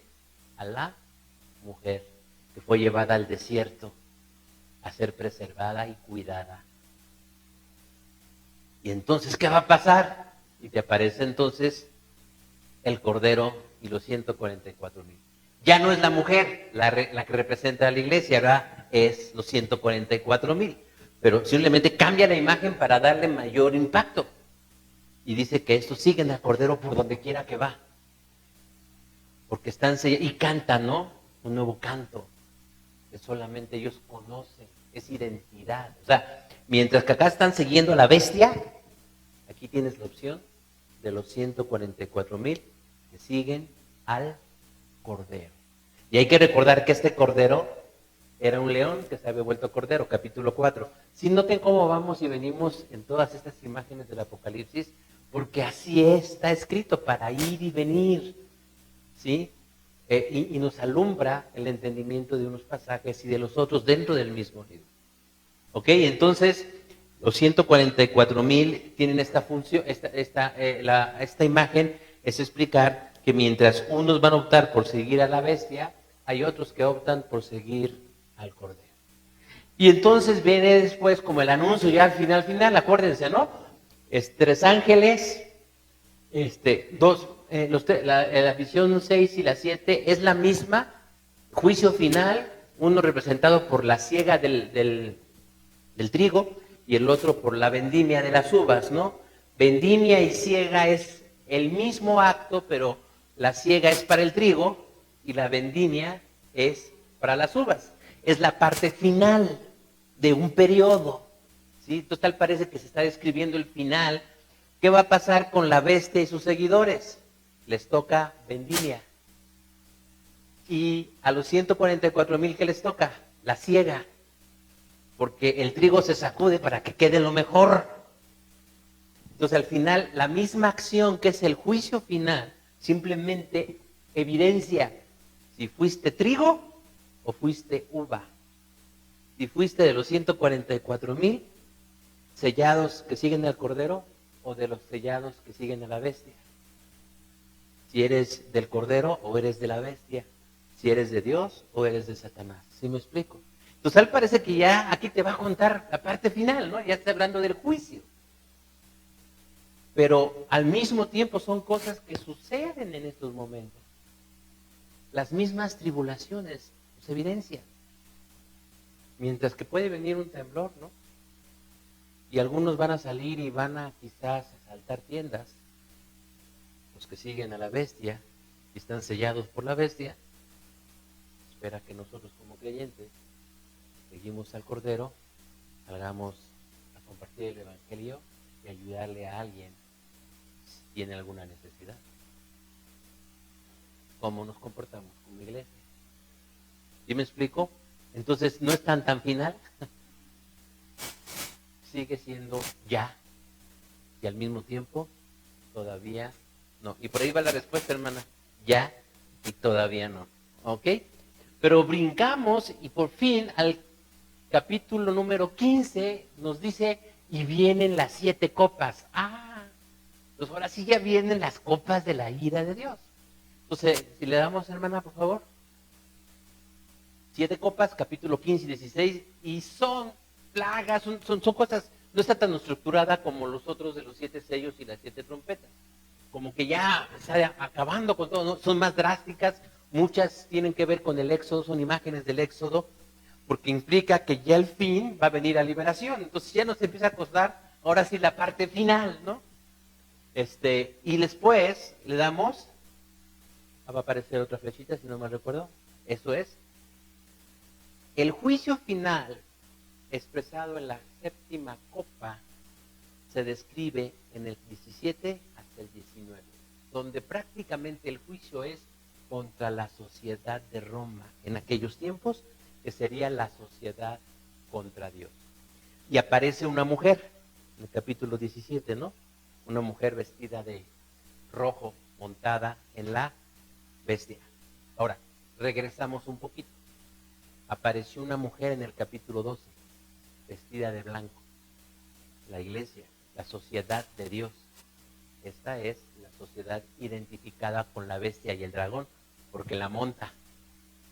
Mientras que esta mujer del capítulo 2 es la iglesia, y es la iglesia, y es los 144,000, y es los 7 candelas. ¿Sí me explico? Son diferentes maneras de hablar de la iglesia. Cada una de esas nos va a describir algo de lo que somos nosotros. Pero también estamos enfrentando una sociedad contra Dios, representada por las bestias, y acá por esta mujer. Es otra imitación. Así como se imitó la Trinidad con el dragón, la bestia y la segunda bestia, ahora su pueblo está imitado por la sociedad contra Dios, que está representada por Roma. y está puesto allí y se sustenta en la bestia. Y aparecen algunas frases enigmáticas ahí. Y quisiera solamente revisarlas brevemente. Capítulo número 17, Juan, versículo 6. Vi que la mujer se había emborrachado con la sangre de los santos. La sociedad romana persiguiendo a los cristianos con mucha alegría, ¿no? Como aborazándose. Al verla quedé sumamente asombrado. La frase es interesante. ¿Por qué? Porque el mal asombra. ¿Te asombra el mal o ya no? ¿No será que ya nos empezamos a sentir o a comportarnos como la mujer de rojo y no como la mujer de blanco? Ya no nos asombra la maldad y quizá ni nuestra propia maldad. Y luego dice, entonces el ángel me dijo, ¿por qué te asombras? Yo te voy a explicar el misterio de esa mujer y de la bestia de 7 cabezas y de 10 cuernos en la que va montada. La bestia que has visto es la que antes era, pero ya no es. Está a punto de subir del abismo, pero va rumbo a la destrucción. Está hablando otra vez de la bestia. La bestia que era, pero no es, pero viene otra vez y va a la destrucción. Esa es una imitación de lo que aparece en el capítulo 1, versículo 4, creo. El que es, el que era y el que ha de venir. Jesucristo, aquí la bestia, el emperador, lo imita burdamente. Era, va a venir, pero va a la destrucción. Nos habla bien de lo grande que es la maldad, que parece bueno. Luego seguimos leyendo, fíjate. La bestia que era visto es la que era, pero ya no es, y está a punto de subir del abismo, pero va rumbo a la destrucción. Los habitantes de la tierra, cuyos nombres desde la creación del mundo no han sido escritos en el libro de la vida, se asombrarán al ver a la bestia, porque antes era, pero ya no es, y sin embargo reaparecerá. Los no creyentes se fascinan con el mal, se asombran positivamente. Ahora, hay que recordar, no lo vimos, pero me lo hizo recordar, en el capítulo 13 dice que la bestia tenía un cuerno de la bestia tenía una herida, una cabeza de la bestia tenía una herida. ¿Te acuerdas? Justamente es la misma palabra que aparece para hablar del cordero herido. La bestia imita al cordero y dice que estaba herida de muerte, pero como no se murió, la gente se asombró del milagro de la bestia y los deja fascinados. Así es el mundo y la sociedad. Fascina la maldad. Pero a nosotros no nos fascina nuestro Cristo crucificado. No nos apasiona nuestro Cristo resucitado. Somos como la bestia, somos como la mujer de rojo, somos como la mujer de blanco. ¿Sí? Entonces son imitaciones. Esas frases enigmáticas eso nos quieren decir. Y luego dice, la vida, dice allá, los habitantes de la tierra, cuyos nombres desde la creación del mundo no han sido escritos en el libro de la vida, se asombrarán a ver a la bestia, porque antes era, pero ya no es, y sin embargo reaparecerá. En esto consiste en el entendimiento y la sabiduría. Las 7 cabezas son 7 colinas. Se está refiriendo a los 7 colinas que en aquellos tiempos rodeaban a Roma. Está identificando que es Roma la capital y todo lo que significa. Dice, también esos 7 reyes, 5 han caído, uno está gobernando y el otro no ha llegado todavía, pero cuando llegue es preciso que dure poco tiempo. Luego, la bestia que antes era, pero ya no es el 8º rey, está incluido entre los 7 y va rumbo a la destrucción. A ver. Era, pero ya no es. Es de los 7 y va a regresar y es el 8º, pero va rumbo a la destrucción. El trasfondo histórico de estas frases es el siguiente. Los césares, empezando por Augusto, al contarlos uno por uno, ubican el 8º Domiciano. Y Juan se ubica en el previo para hablar de lo que va a pasar con Domiciano. Déjenme decirlo así. Acuérdense, ¿se acuerdan de lo que vimos la primera vez sobre la literatura apocalíptica? Que les contaba la 4T en todos esos contextos. Me ubicaba en tiempos pasados para hablar de tiempos futuros, pero que ya estaban sucediendo cuando yo lo hablé. Lo mismo sucede aquí. Juan se ubica en el tiempo de la crisis, pero no es que se haya escrito el Apocalipsis en ese tiempo. Se escribió después en el tiempo de Domiciano, pero en esta narrativa Juan se pone acá para decirte lo siguiente. Domiciano, que viene, es como estos 7 que ya han pasado. Los emperadores, el poder de la bestia, que parece que se mueren, pero vuelven a surgir cada vez peor. Y sorprenden a todos. Se creía, había una leyenda que decía que Nerón no había muerto, sino que se había ido al oriente y que iba a regresar para volver a tomar el lugar. De ahí la idea de que ya no está ahí, viene y vendrá, pero es dentro de los 7. Algunos vieron a Domiciano como el Nerón que ha vuelto a vivir. Es como si en las próximas elecciones ganara otra vez el PRI y viniera alguien representando a todos los aquellos, ¿no? Algo así. Y después va a pasar lo mismo con Morena, ¿no? O sea, lo que nos dice el Apocalipsis es de que todos los que se fascinan por el poder son como la bestia y los que siguen. Bueno, ese es el mensaje político. Sí, mi hermano.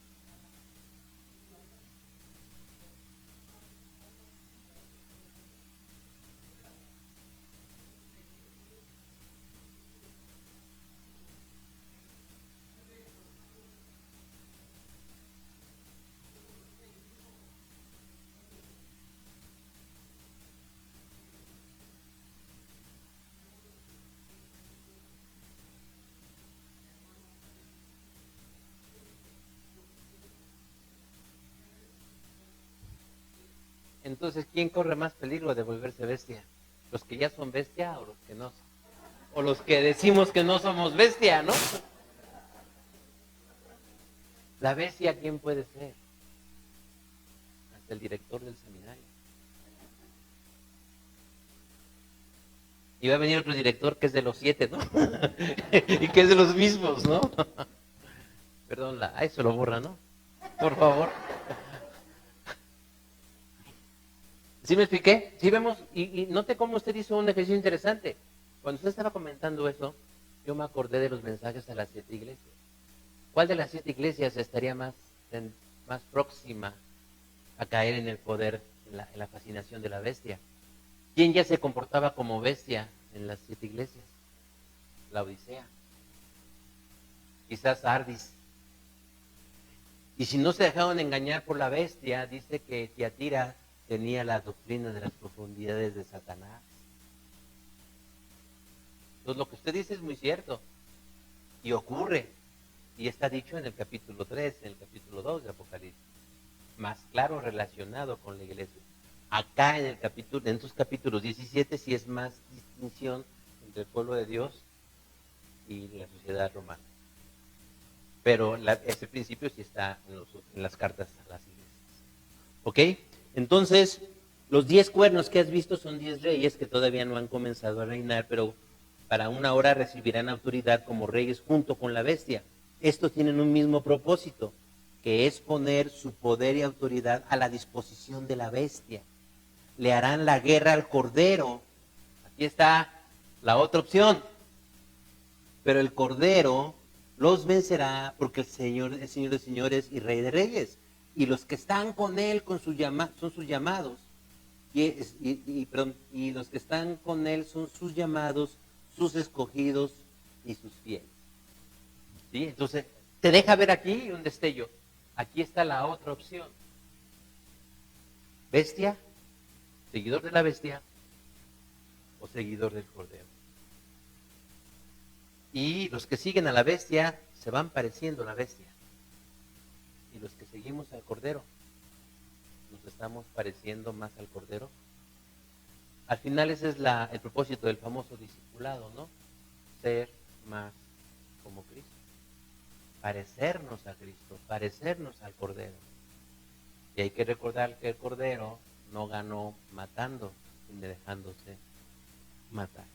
Y después viene la división final. Además el ángel me dijo, las aguas que has visto donde está sentada la prostituta son pueblos, multitudes, naciones y lenguas. Nota cómo usa las mismas categorías para la gran multitud del capítulo 7, de toda lengua, pueblo, tribu y nación. Así es de que esto es mundial, ¿no? La humanidad puede ser toda para la bestia o toda para el Cordero, o más bien dicho, la humanidad habrá de determinar si sigue a la bestia o sigue al Cordero.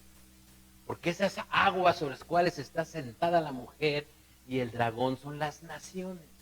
Esto tiene su trasfondo en el libro de Daniel, donde las bestias representan a las naciones, de las cuales surge la maldad y surge el intento de gobernar, ¿no? Pero noten lo que dice, los 10 cuernos y la bestia, versículo 16, que has visto, le cobrarán odio a la prostituta, causarán su ruina y la dejarán desnuda, devorarán su cuerpo y la destruirán con fuego, porque Dios les ha puesto en el corazón que lleven a cabo su divino propósito. Los dobles agentes son los del Señor, ¿no? Dirían por ahí. O sea, ya está, Dios ha determinado que el mal se divida a sí mismo. El mal siempre se divide. ¿Cierto o no? Que los que causan algún problema en alguna iglesia, los malos, al final ellos terminan también dividiéndose. El mal siempre se divide consigo mismo. Tiene el gen de la autodestrucción en la división. Buscar división siempre es señal de la gente mala, abusados.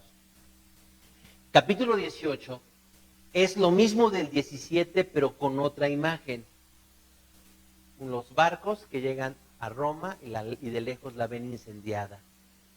Eso que se dice en los versículos del capítulo 17, versículos 16, 17 y 18, se describe de una manera más amplia en el capítulo 18, cuando se ve a la ciudad de lejos quemada, destruida, porque el juicio ya llegó. ¿Ok? Y todo el capítulo 18 es la descripción, no vamos a ir mucho allá para avanzar.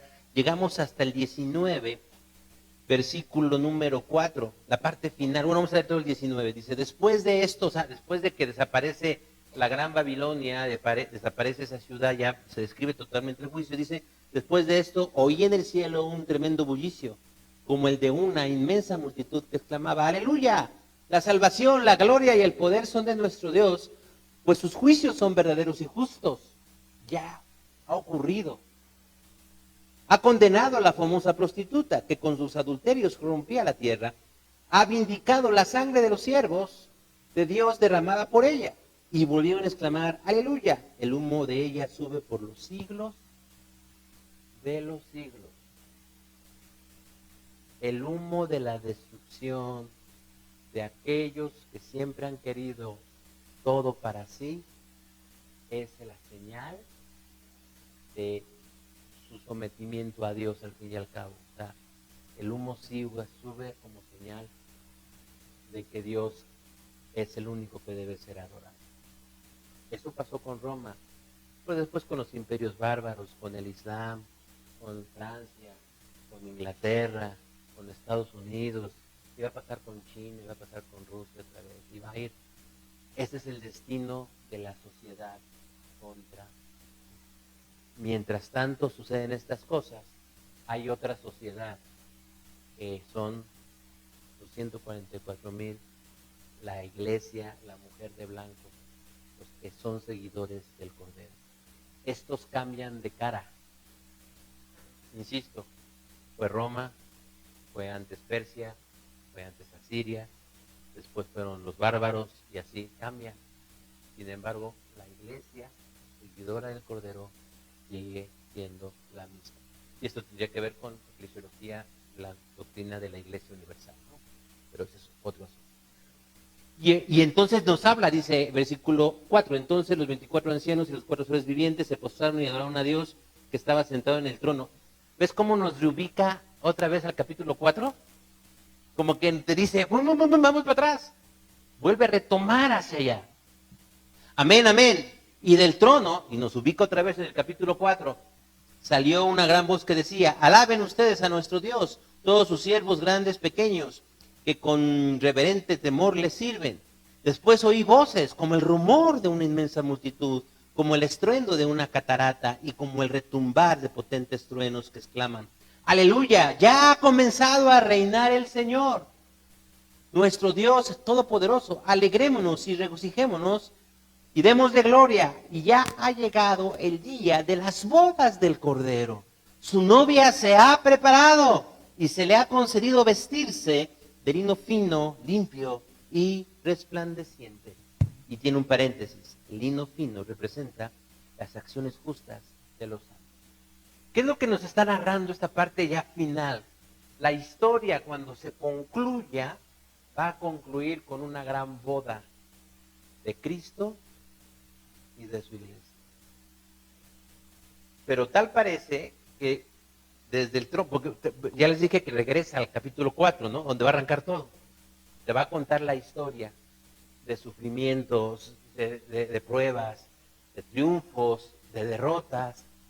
Y recordemos todo lo que pasa en estos capítulos, ¿no? Los muertos, los mártires del altar, las catástrofes, la muerte de los 2 testigos, la mujer que está siendo perseguida, las tribulaciones de toda la iglesia. Todo esto es el preparativo para llegar al encuentro final representado aquí por las bodas del Cordero. Es decir, no sé si alguien se va a casar pronto por aquí, pero son los preparativos de las bodas. Que a veces son como el Apocalipsis, ¿no? Y ya quieres que llegue, ¿no? Hay tantas cosas que tienes que preparar para la boda, ¿no? Y digo que no resulta como la estás preparando, ¿no? Como la estás pensando. Sí, entonces ya no te alcanzó el dinero, ¿no? Entonces, pero todas estas tribulaciones son las maneras en que nos estamos vistiendo para ir, porque dice allá, se le ha concedido vestirse de lino fino y resplandeciente. Y esta vestidura, ¿cuál es? Las acciones buenas de los santos. Entonces, toda tribulación de lo que está enseñando aquí el Apocalipsis es preparación para el encuentro final. Viene la pregunta, ¿ya ocurrió ese encuentro final? ¿O está por ocurrir? Ya y todavía no. Quizá más todavía no, pero hay unos aspectos del ya, ¿no? Y podemos recordar varios pasajes allá. Entonces noten cómo esto es un gran paréntesis. Digo, es comienza desde el capítulo 6 hasta el 19, todo este drama es porque la iglesia ya encuentra un sentido, el sufrimiento de la iglesia. Toda es preparación, porque al final la sociedad que nos oprime va a ser destruida y vamos a celebrar las bodas del Cordero. Y luego vienen varias imágenes, le damos, aparece ahí. Ok, démosle, hermana. El inicio del fin, las bodas del Cordero. Y luego otra imagen, el jinete del caballo blanco, ¿no? Que es Cristo claramente, que viene a acabar con todos. Y luego otra cena, la cena final. Cosa curiosa, no hay cena de las bodas del Cordero. Hay bodas del Cordero y hay cena final. Entonces, y habla de invitados a las bodas e invitados a la cena. Ahora, la iglesia es la novia que se va a casar con Cristo. Y los invitados a las bodas, o mejor dicho, no a las bodas, los invitados a la cena. Porque al saber una gran cena, ¿no? Una cena así medio, pues es el juicio de Dios, pero noten cómo está descrito ahí la cena. Dice allá 19 y 17, y vi un ángel que parado sobre el sol gritaba a todas las aves que vuelan en medio del cielo, vengan, reúnanse para la gran cena de Dios. para que coman carne de reyes, de jefes militares y de magnates, carne de caballos y de jinetes, carne de toda clase de gente. Son caníbales, libres, esclavos, grandes y pequeños. Entonces vi a la bestia y a los reyes de la tierra con sus ejércitos que se preparaban para una gran fiesta. Déjenme ver dónde está acá, donde dicen que los invitados a las bodas. Dice, bienaventurados, ¿no? Ah, sí, 9. El ángel me dijo, 19, escribe, dichosos los que han sido invitados a la cena, a la cena de las bodas del Cordero. A ver, el Cordero va a tener sus bodas, se va a casar con la iglesia. Y luego vienen los invitados a las bodas. ¿Eres invitado a la boda o somos la novia? ¿Somos la novia o somos los invitados? Acuérdense, somos 144,000 o gran multitud. ¿Somos candelero o somos estrella? ¿Somos la novia o somos los invitados? Las dos cosas. Cambia la imagen, porque no puede ser literal. Somos los invitados y también somos la novia. Y luego va a haber otros invitados a otra cena, porque parece que es otra cena la que se dice donde leí al principio, donde los comensales son los animales y a los que se van a comer son esa sociedad que está contra Dios.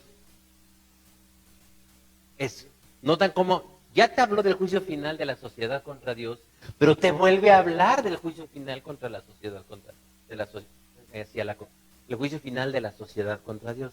Te está volviendo a decir lo mismo, pero con otras imágenes muy crueles, ¿no? Porque dice, vamos a comer gente, ¿no?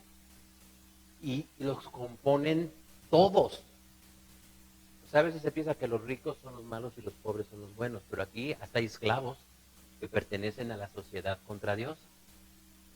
¿Sí? Entonces, todos. Se está siendo otra vez enfático en el juicio. Y nos vamos hasta el capítulo 20 y vamos a decir algunas cosas acá de los dos temas aquí que eran pendientes, los 1000 años y la primera y segunda resurrección, ¿no? Ok. Vamos a los 1000 años. Capítulo 20. Te llegó hasta el final 19, la parte final, ya parece que se acabó todo. Y entonces te regresa, porque faltan dos que tres personajes que deben explicarse. El dragón. ¿Qué pasó con el dragón? El dragón ha sido atado en un periodo. ¿Cuándo empezaron los 1000 años? Cuando Satanás fue atado. No destruido, pero al menos atado. Y la idea es de que va a ser atado después, pero ya fue atado. Y me recuerda capítulo 13, una bestia herida de muerte. Un animal herido de muerte es más peligroso. Ojo, ¿sí? ¿Cuándo es más peligroso Satanás entonces? ¿Por qué está tan peligroso ahora Satanás? Porque ya ha sido vencido. ¿Sí me explico? Y es como un perro encadenado que puede, pero no va más allá porque Dios lo... Pero es muy bravo. Por eso el mundo está como está, porque Satanás ya ha sido vencido, ya ha sido atado.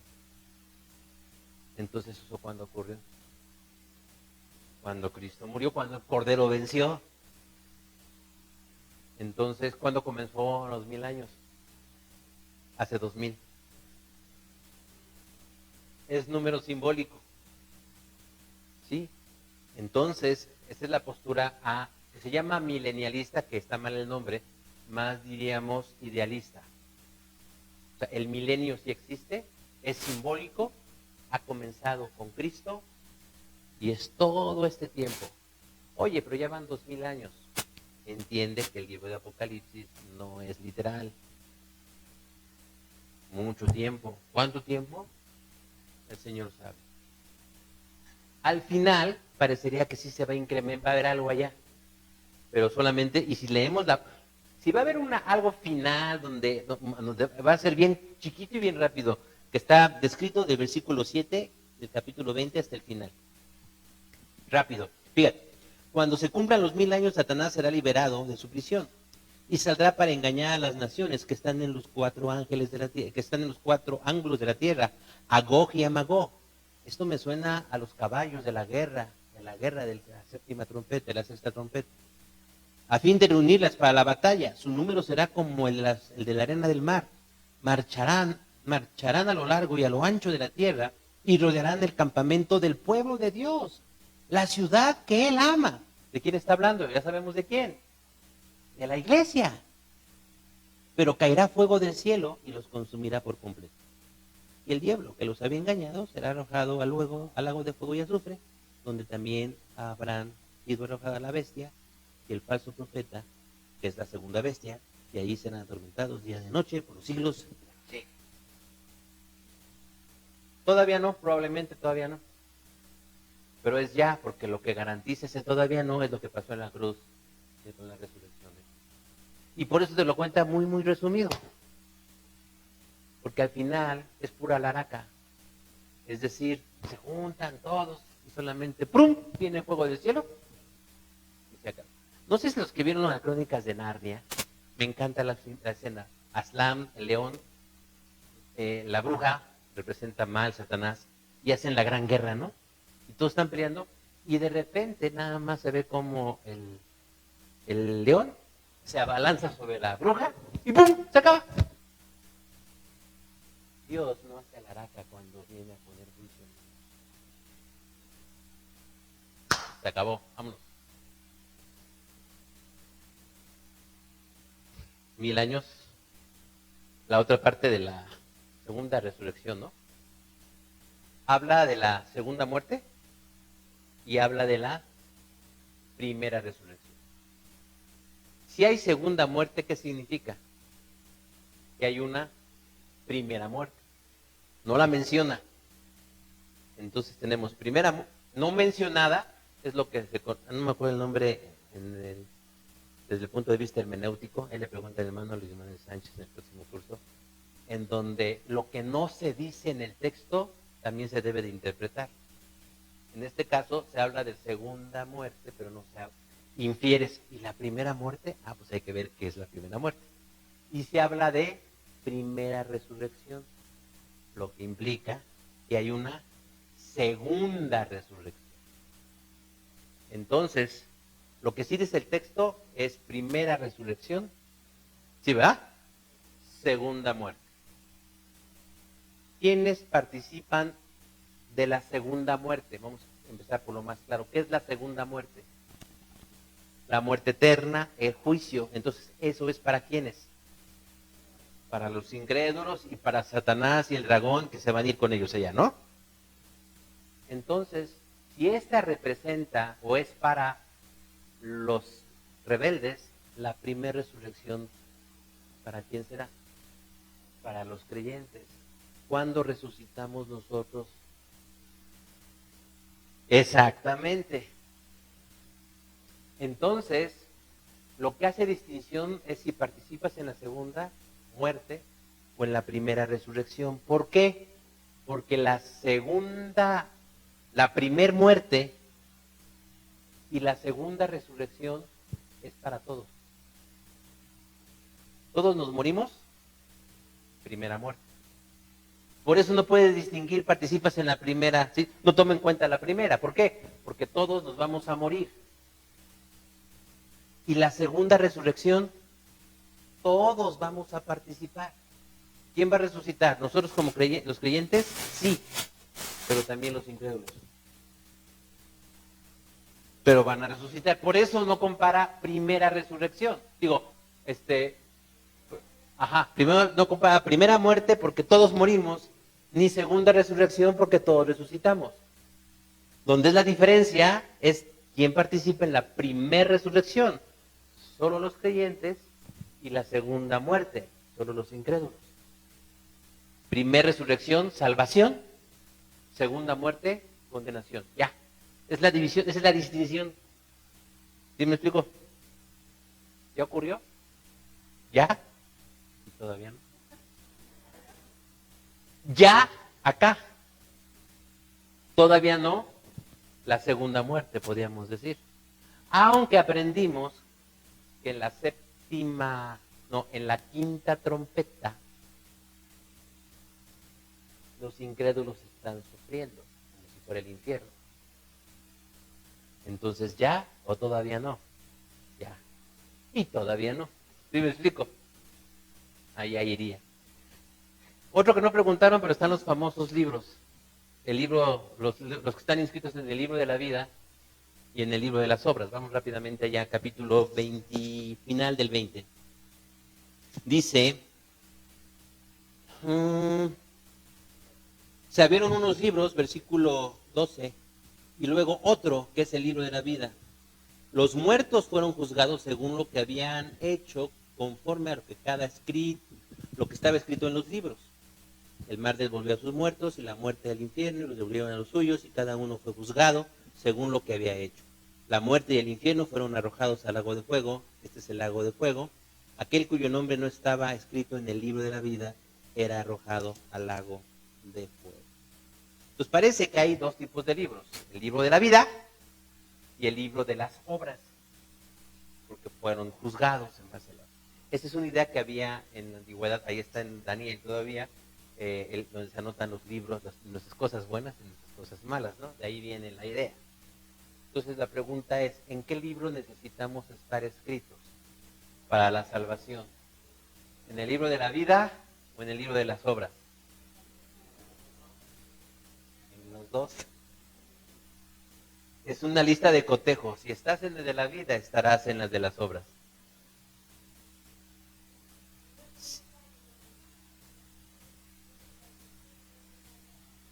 Pero esa no es obra. Esa no es obra. Es gracia entonces en la vida. Pero, y como consecuencia, las obras. Pero cuando ves los libros es al mismo tiempo. Es una tensión entre nuestra responsabilidad y la gracia de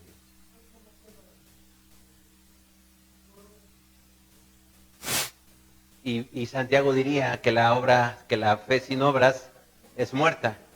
Para aquellos que no dicen que en la Biblia hay contradicciones. O sea, yo lo disminuyo un poco, son paradojas que hay que tratar de comprender. Pero aquí lo que yo veo es esta cuestión. Cuando pensamos que lo merecemos todo, es libro de la vida. Cuando decimos, entonces no importa cómo lo haga, es libro de las obras. ¿Sí me explico?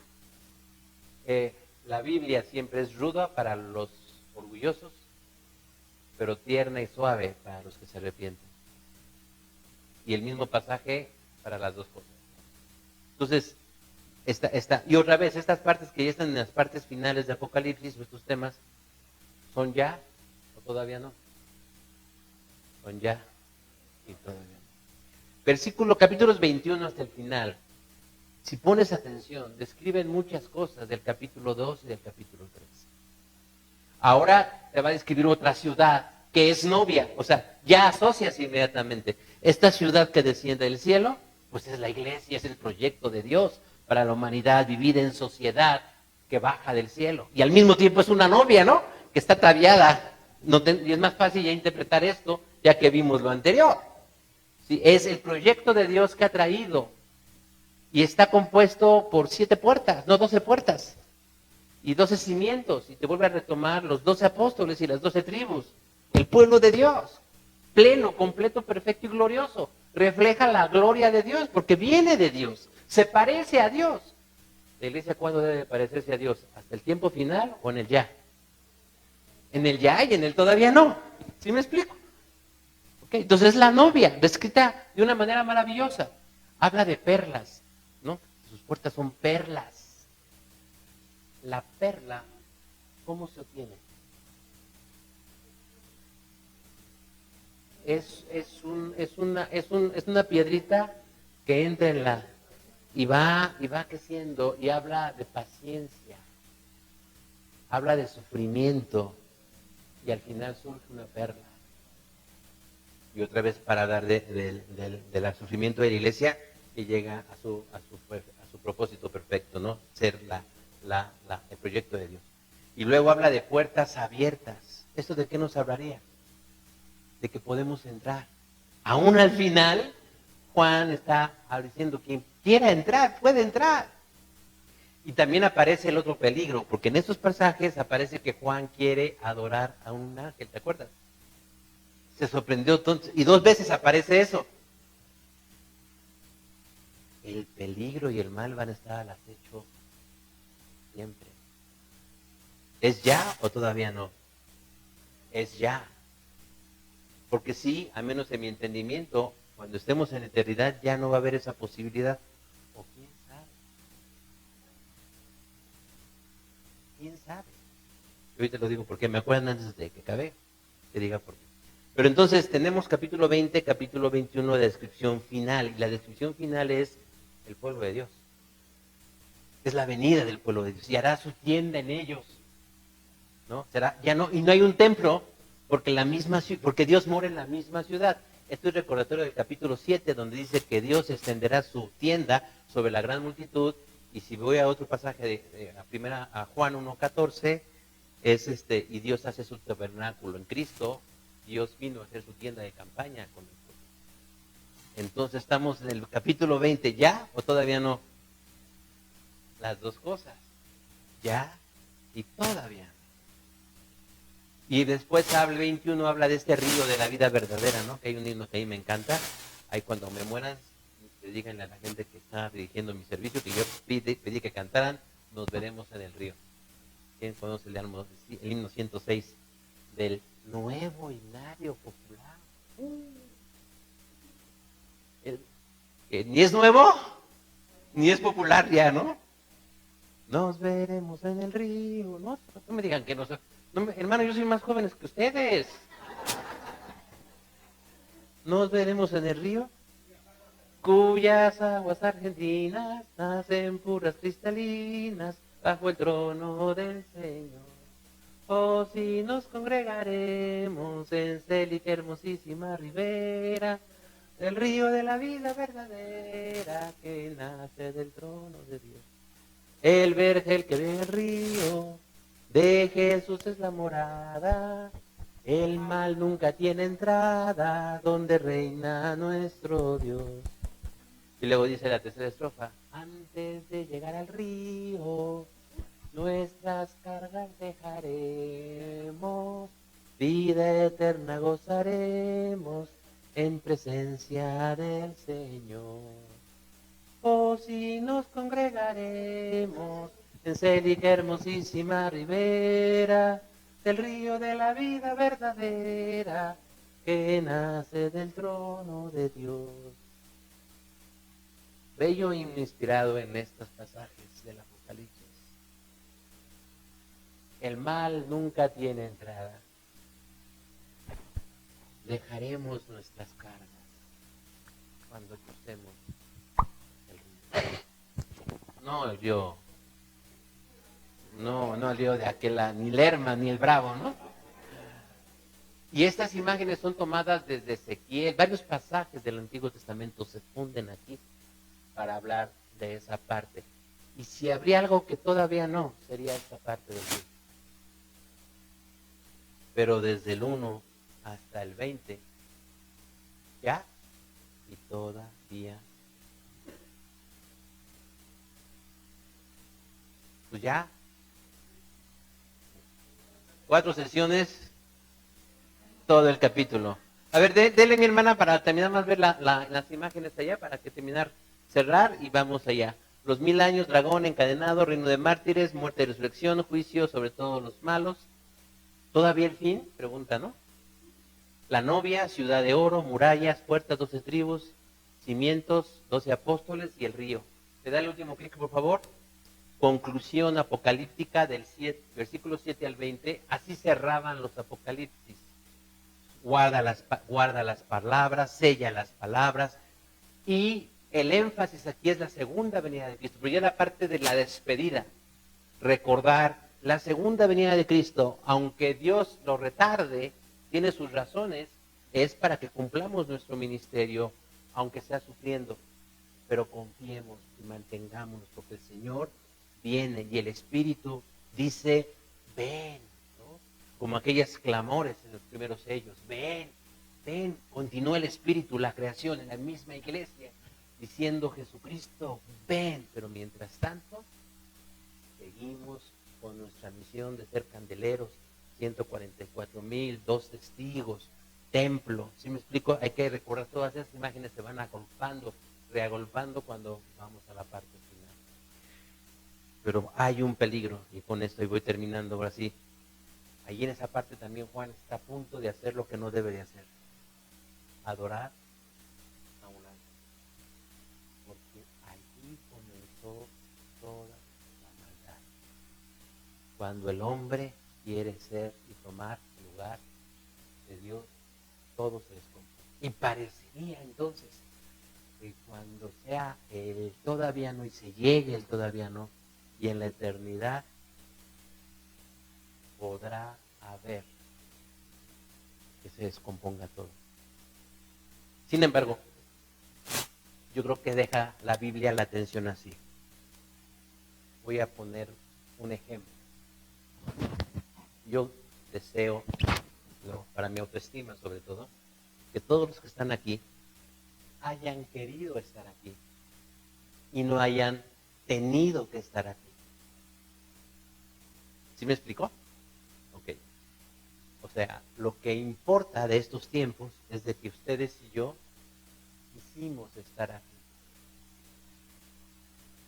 Pero a lo mejor, a veces yo decía, no quiero. Ajá. Yo creo que así es y va a ser el cielo.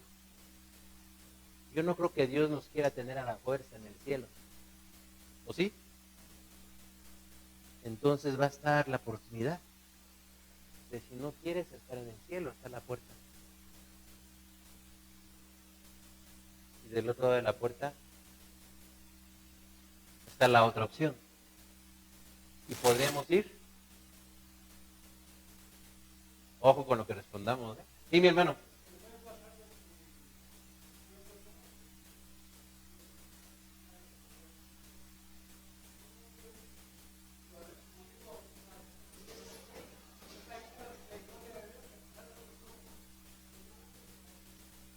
Ok. Entonces, ya se abrió la puerta, ¿no? O sea, todo fue con efectos especiales. La pregunta, sí, mi hermano. La última.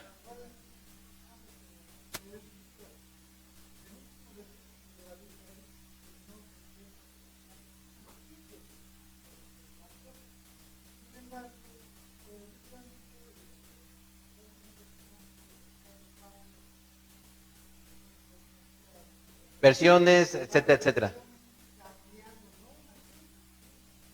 Ok. Esa frase tiene que ver con la literatura apocalíptica. Si se refiere, si no hay que cambiar nada, solamente es el libro de Apocalipsis, no toda la Biblia. Porque así terminaban los apocalípticos, los libros apocalípticos. Para empezar, Juan no pudo haberse referido a toda la Biblia porque no estaba toda la Biblia cuando él escribió eso. Esa frase que dice, el que le cambie, le caerán las plagas y todo eso, no, ¿verdad? Se refiere solo al mensaje de Apocalipsis, no se refiere a las sagradas escrituras. Es otro asunto. No, no le cambian. O sea, no. Porque lo que tenemos en el libro de Apocalipsis, en todo, no, nada más sino en todos los libros del Nuevo Testamento específicamente, es que no tenemos los originales. Tenemos copias de copias de copias. Y las copias, aún las más antiguas que consultó Reina Valera, no son las originales. Entonces no podemos saber ni siquiera cuál era el texto. Pero eso es para otra cosa, ¿no? Sí, mi hermana.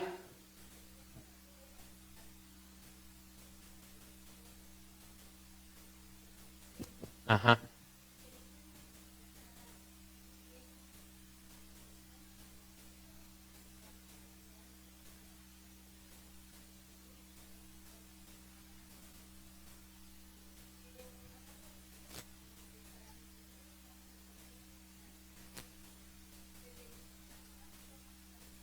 Sí. Ajá.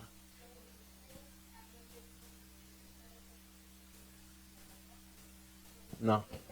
Sí, sí, sí, sí. Es que me confundí con los invitados de las bodas del Cordero, no. Esta es una manera de hablar del juicio contra los no creyentes. Las aves del cielo se los van a comer. Obviamente no puede ser literal. Es simbólico para hablar del juicio que viene sobre los no creyentes. Sería esa parte. Y regresando a la puerta, porque aprovechando que nos das por el yo sí creo, bueno, yo creo que Dios no me va a tener a la fuerza en el cielo. Y entonces voy a poder salir. Pero, al menos yo, no voy a querer salir. Por eso es una posibilidad imposible. ¿Es posible? Sí, pero es imposible que yo quiera salir. ¿Sí me expliqué? Y en el infierno,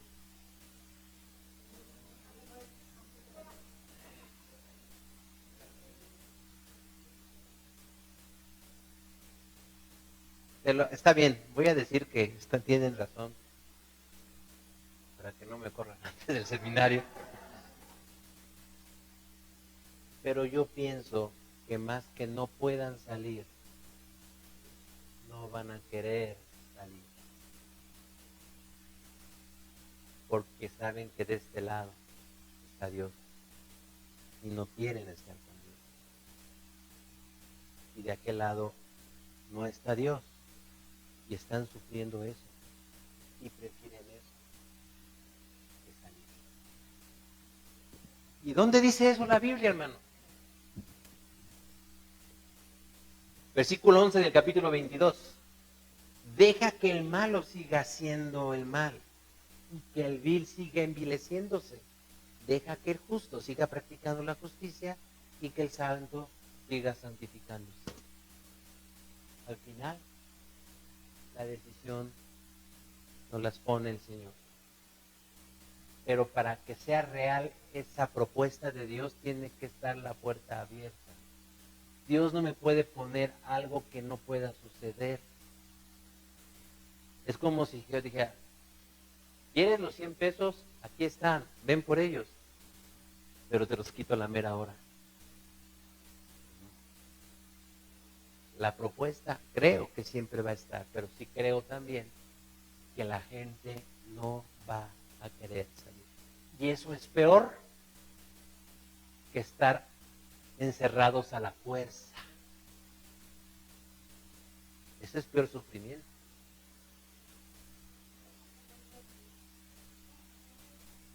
Uh-huh. Y el malo deja que siga haciendo mal.